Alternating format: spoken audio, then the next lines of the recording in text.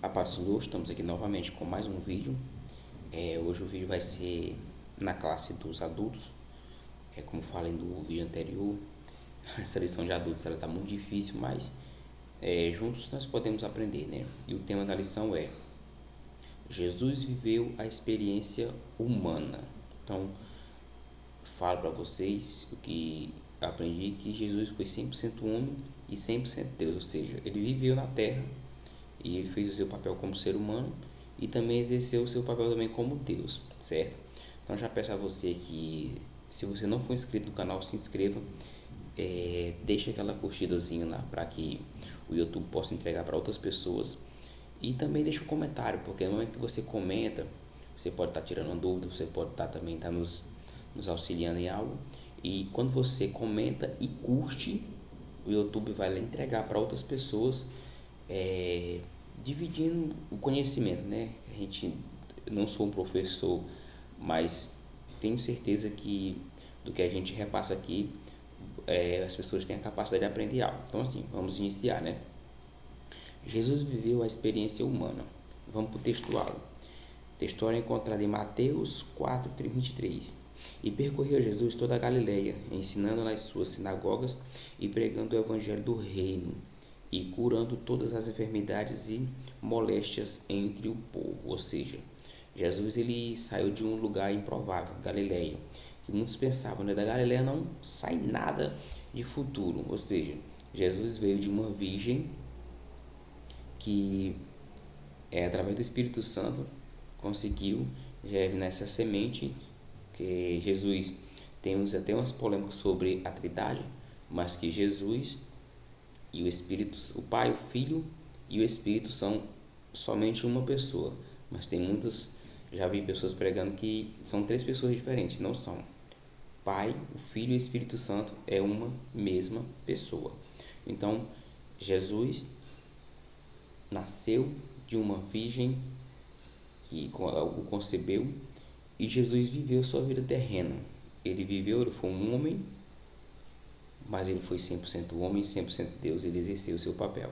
Verdade prática: o Senhor Jesus Cristo teve vida social, amigos, parentes, interagia com as pessoas e era conhecido dos vizinhos e moradores de Nazaré, onde fora criado. Então, Jesus teve uma vida também, né, gente? Uma vida durante 33 anos. Ele viveu aqui na terra e ele constituiu, né, o que nós como seres humanos devemos constituir, que é uma família,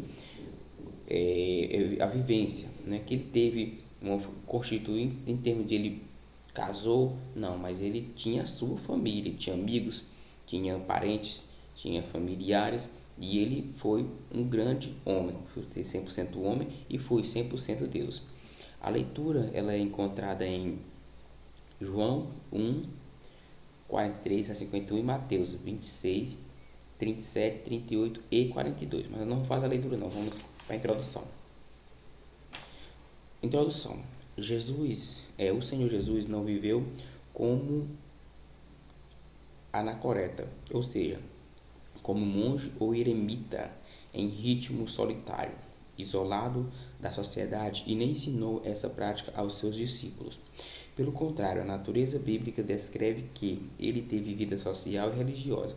A presente lição pretende mostrar alguns aspectos da experiência humana, ou seja, nós temos pessoas que representam o meio religioso que viveram isolados, mas Jesus foi diferenciado. Jesus ele viveu no meio da sociedade e esse ensinamento ele passou para os seus discípulos.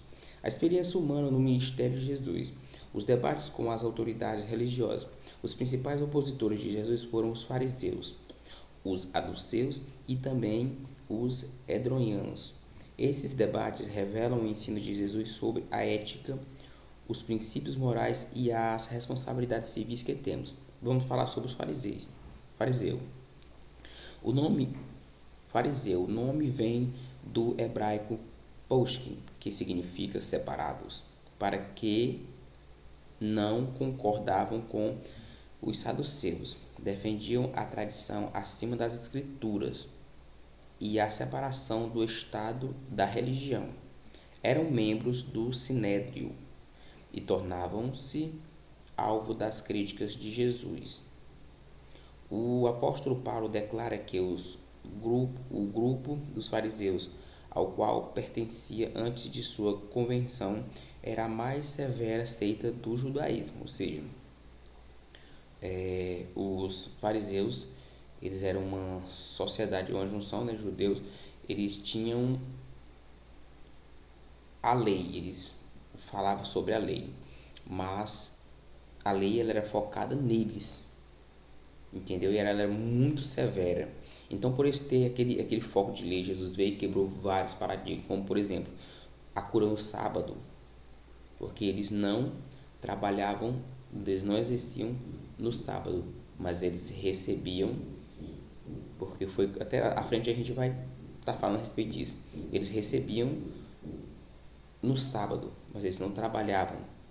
Eles jejuavam, suposição, mas eles não faziam aquilo para Deus, eles faziam aquilo para a glória deles, porque eles faziam-se de coitadinhos. Ai, eu tô em jejum hoje, aquela coisa. Eles faziam, andavam como coitadinhos, para que a sociedade entendesse que eles eram grandes homens de Deus. E aí? Então vamos continuar. Os saduceus. O nome vem de Zadok, família que tinha o cargo de sumo sacerdote de Salomão. Até pouco antes do surgimento desses grupos, eram como os fariseus, uma facção dentro do judaísmo, uma junção de pessoas dentro da religião. Alegavam aceita apenas os 5 livros de Moisés, eles só aceitavam somente 5 livros de Moisés. O Pentateuco como certa reserva, pois não acreditavam em anjos, espíritos e nem na ressurreição, ou seja, não acreditavam nos anjos, nos espíritos e nem em que Jesus poderia morrer e ressuscitar, como aconteceu. E rejeitavam os demais livros do Antigo Testamento. Muitos deles eram sacerdotes e exerciam fortes influências no Sinédrio. Eram inimigos mortais de Jesus. Uniram-se aos fariseus, superando todos os obstáculos ideológicos a fim de somar as forças e matarem a Jesus. Ou seja, o foco deles dizia-se a lei, mas eles se cegaram tanto por aquela lei que eles tinham entre eles, que eles se juntaram aos fariseus, certo? No intuito de que até chegaram a matar Jesus, ou seja, eles só acreditavam no si, eram pessoas dogmas, pessoas que acreditavam ter a posse da verdade. Os herodianos eram os apóstolos, os apoiadores da dinastia de Herodes, ou seja, que já eram pessoas que já apoiavam já o outro lado da conversa. E uma espécie de maqueteiros buscando convencer o povo para impedir um governo direto de Roma.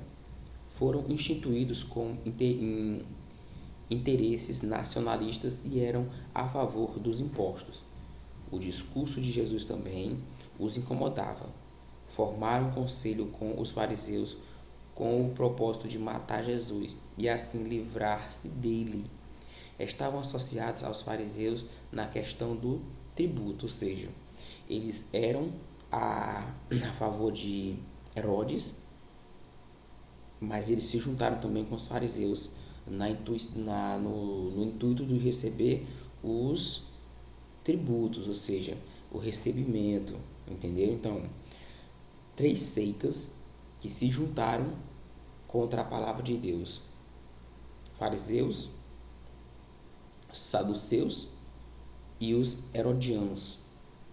Os herodianos representavam Herodes, certo? Então, o foco deles foi, igual fizeram, matar Jesus. Estavam associados aos fariseus na questão do tributo. Agora vamos para o segundo tópico: a vida social e a religiosa de Jesus. A vida social e religiosa de Jesus. O mestre participava de uma vida social intensa.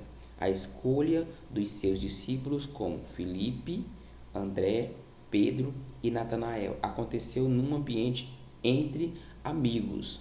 Os dois primeiros capítulos de Lucas apresentam um começo muito humano de Cristo, apresentando amigos, vizinhos, parentes como Zacarias, Isabel.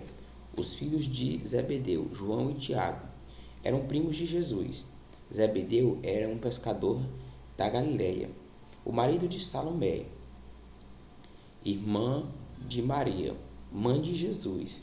Lucas descreve o desenvolvimento físico e mental de Jesus, que crescia em estrutura e era sabedoria. Ele interagia com as pessoas independentemente de sua condição social e espiritual, publicanos, a mulher pecadora e a mulher samaritana. Ou seja, como falo para vocês, Jesus veio e quebrou vários paradigmas, porque os fariseus, essas três comunidades, sociedades, como vai falando, eles não se misturavam com pessoas, dependia também da sua classe social. E Jesus veio e quebrou vários paradigmas. Jesus, ele se comunicava com pessoas de diversas classes, todas as classes. Ou seja, quero citar aqui um exemplo do nosso pastor que chegou agora, né? Final de semana agora, no sábado passado, foi feito o evangelismo com a nossa mocidade da cidade. E aí, quem falou foi uma das jovens, falou que ele citou da seguinte forma: ele chegou em uma mesa na beira-rio, todo mundo bebendo, e eles lá fazendo o evangelho, evangelizando. E eles chegaram numa mesa e tinha uns rapazes, eles cumprimentaram, e ele perguntou se podia orar para aqueles rapazes. Convidou eles a aceitar Jesus. Não, pai, nós estamos bêbados aqui. Ele disse, mas eu posso orar por vocês? Mas como você vai orar por nós, que nós estamos com latim em cima da mesa? Isso não tem nada a ver isso, porque eu sou um pecador. Jesus, que foi 100% homem, 100% Deus, se ele fosse passando aqui, ele encostaria em vocês para falar da palavra. Quem sou eu? Eu sou só um pecador. Vamos orar. E eu orou. Então, assim, são exemplos que nós devemos levar a palavra do Senhor. Jesus veio e quebrou esses vários paradigmas. Ele se comunicou com uma mulher pecadora, uma mulher samaritana. Ele se comunicou com pessoas. O Zaqueu, que era colhedor de impostos, ele era uma pessoa que ele era odiado pela sociedade. Mateus também era um colhedor de imposto e foi um dos seus discípulos. Pedro era um homem muito valente e ele foi um dos seus discípulos. Tomé, que até na ressurreição de Jesus, ele só acreditou quando tocou nas feridas de Jesus.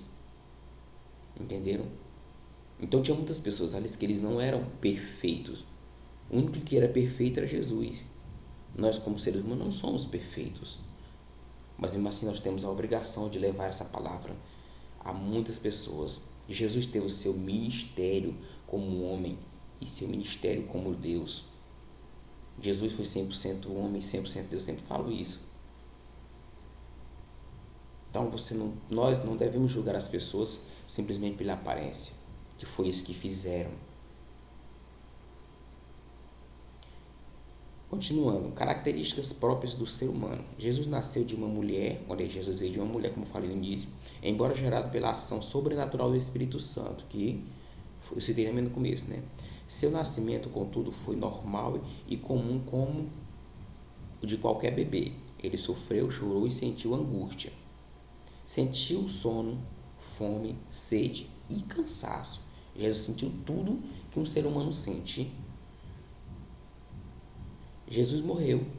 A diferença é que não ficou morto como qualquer pessoa, mas ressuscitou ao terceiro dia. Ele morreu, mas ao terceiro dia ele ressuscitou. A diferença é que ele não ficou morto como qualquer pessoa, mas ressuscitou ao terceiro dia, passando pelo ardor da morte. Ainda como homem, ele despedia tanto da oração como também do Espírito Santo. Ó Senhor Jesus Cristo, em sua experiência humana, participou de nossa fraqueza física e emocional, mas não de nossa fraqueza moral e espiritual. Ou seja, vou repetir de novo: o Senhor Jesus Cristo, em sua experiência humana, participou de nossa fraqueza física e emocional. Nossa física é o que nós sentimos, nosso emocional, o que nós sentimos também. Física é a dor que nós sentimos no nosso corpo, física.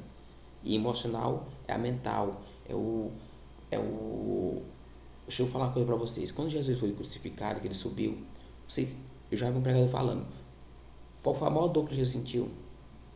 Ele foi cortado com chicotes com ponta de ossos de lâminas que quando tocava na sua pele, arrancava a lapa de carne, deixando até os seus órgãos expostos.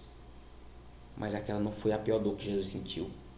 A pior dor que Jesus sentiu foi ele ser cuspido da cara.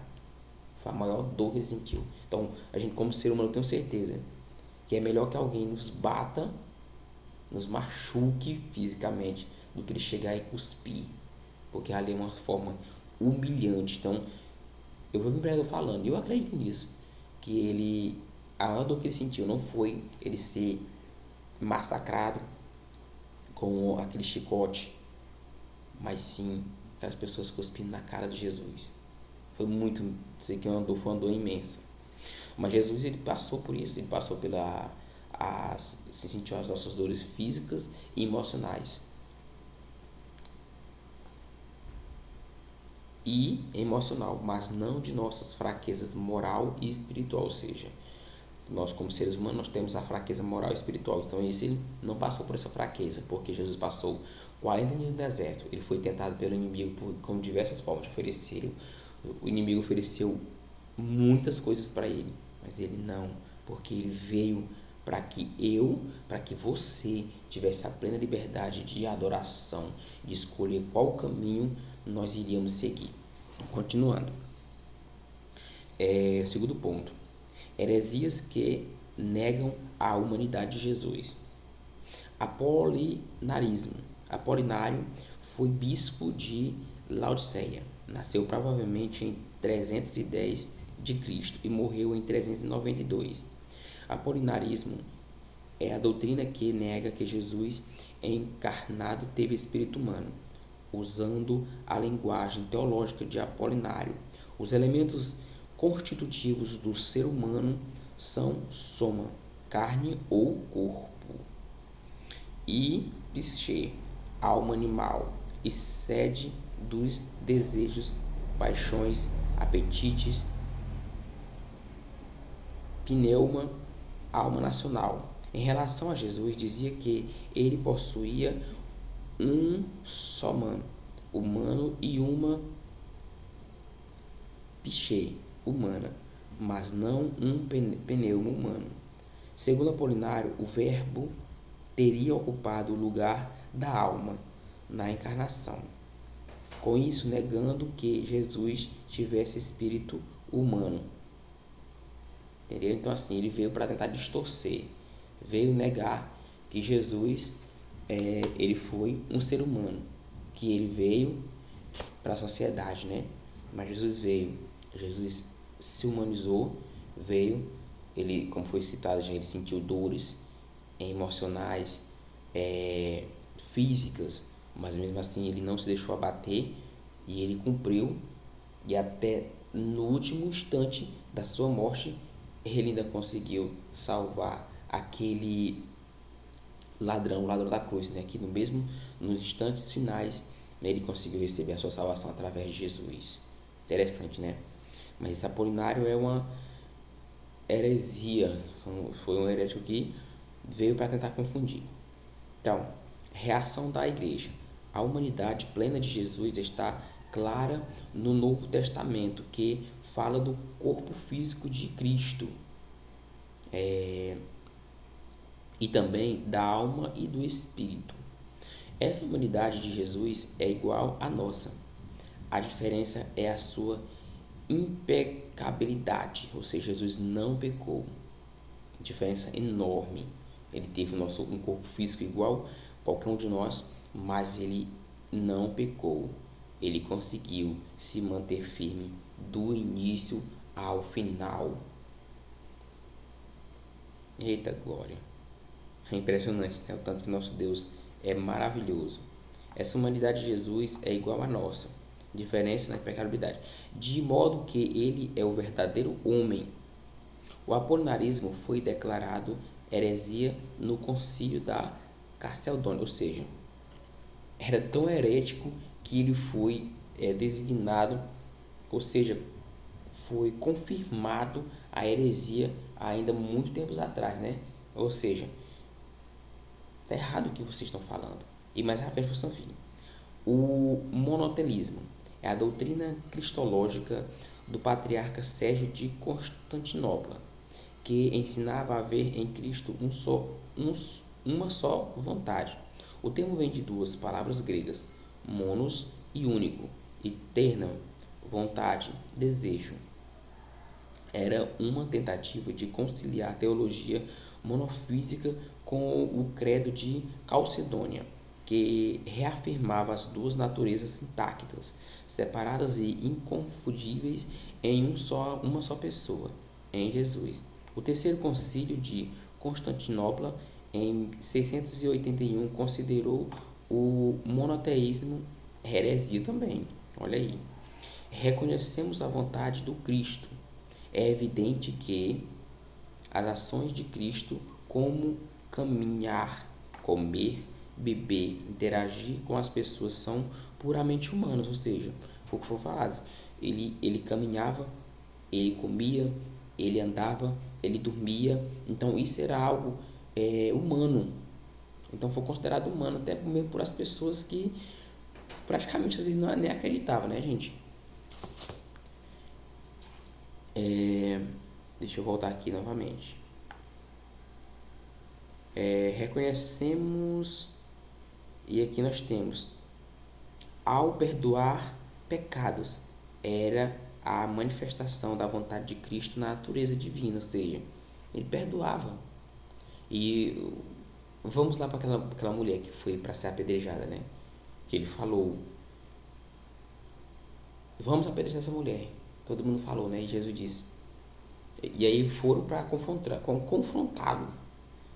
E aí Jesus, foi o que ele fez? Atire a primeira pedra quem não tem um pecado.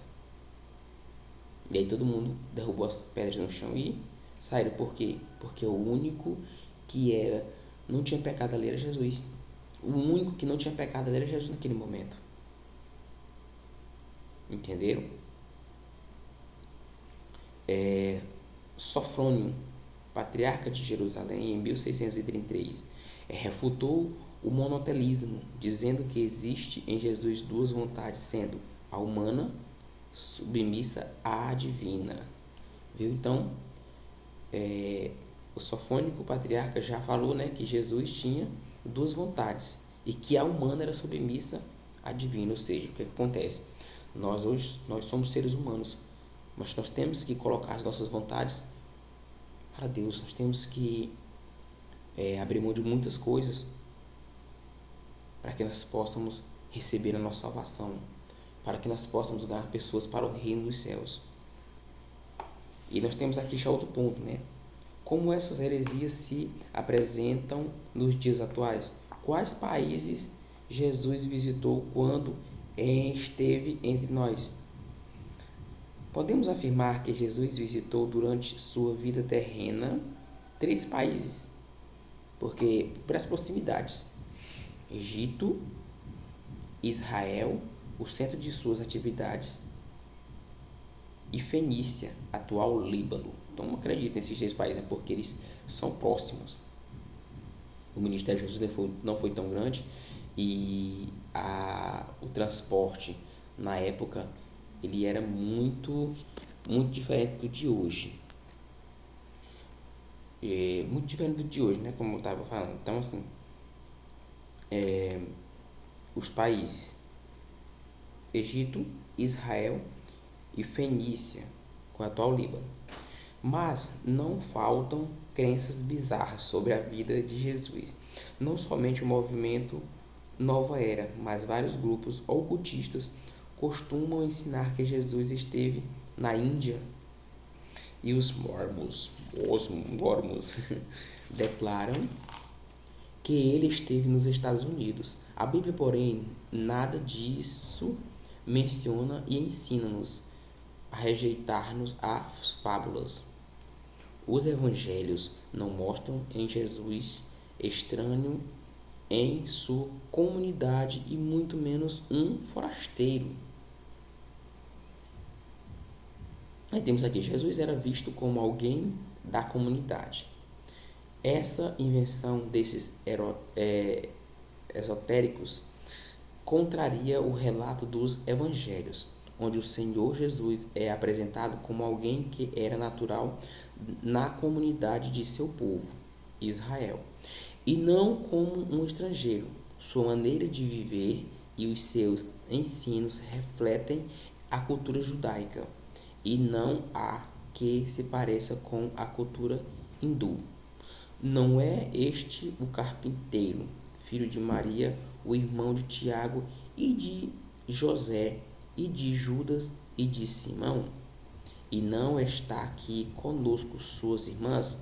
E escandalizavam-se nele. Ora, tal atitude do povo não se justificaria se Jesus fosse um recém-chegado da Índia. Entenderam, gente? Então, assim, o que acontece? Se Jesus viesse de outro lugar, não tinha chegado, nós chegamos. Como falei para vocês, né? Não falei outros vídeos antepassados, que tudo que você quer aprender sobre a palavra de Deus, nós temos. Nós temos um manual, nós temos a Bíblia. E como que esse povo que já tinham recebido as profecias que o Salvador viria, como que eles iam aceitar, como eles iriam ter esse entendimento profundo se Jesus tivesse vindo da Índia? Jesus foi um exemplo dentro da sua comunidade, dentro da sua sociedade. Jesus ainda hoje é lembrado, ele é bem representado, porque existem homens e mulheres de Deus que não perderam foco em buscar e elevar a palavra do Senhor. Sempre vai ter, sempre houve heresias antigas que ainda hoje vem à luta e sempre haverá. Mas da forma que houve, há e haverá, houve homens de Deus, há mulheres de Deus e haverá pessoas que defenderão e que levarão a palavra do Senhor até os confins da terra, até a vinda. Os remanescentes. Existem pessoas firmes, prudentes, que esta palavra nunca vai se perder. Muitos estão dizendo que a Bíblia precisa ser reescrita, mas não. Porque pessoas não querem se adequar à palavra de Deus.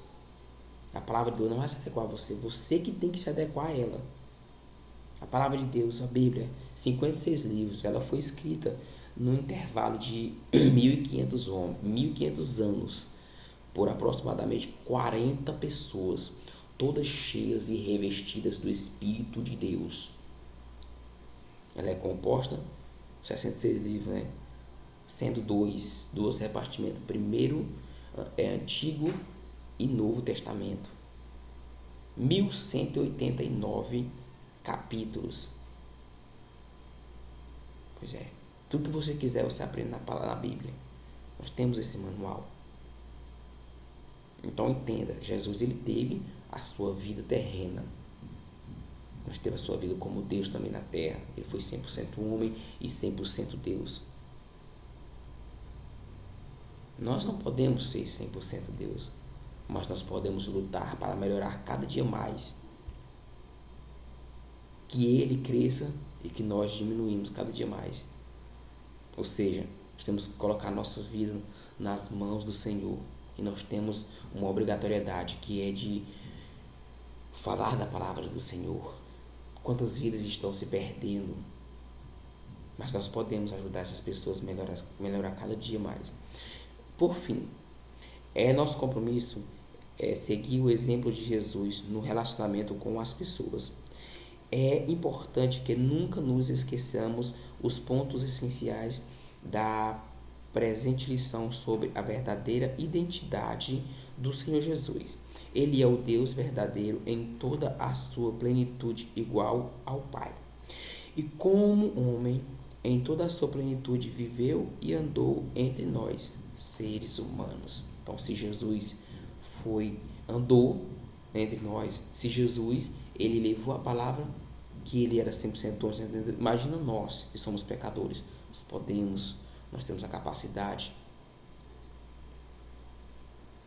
um dia após o outro, mas nós sofremos e nós devemos nos levantar, nos reerguer e ir fazer o ID. Então, assim, nós chegamos ao final desse livro, ou dessa lição.